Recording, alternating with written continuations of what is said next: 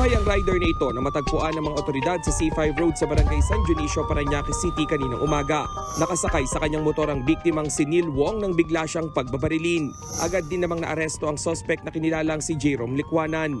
Na-recover sa kanya ang ginamit na baril, magazine, mga ID, ATM card, isang bag at cellphone na pag-aari ng biktima. Nasa kustodiya na ng mga pulis ang suspect habang iniimbestigahan pa ang motibo sa krimen.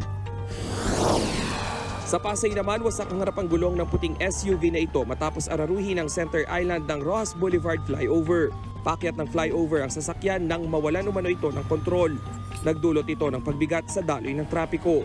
Wala namang nasugatan sa insidente. Timbog naman ang 6 na lalaki sa Barangay Roosevelt sa Dinulpihan, Bataan.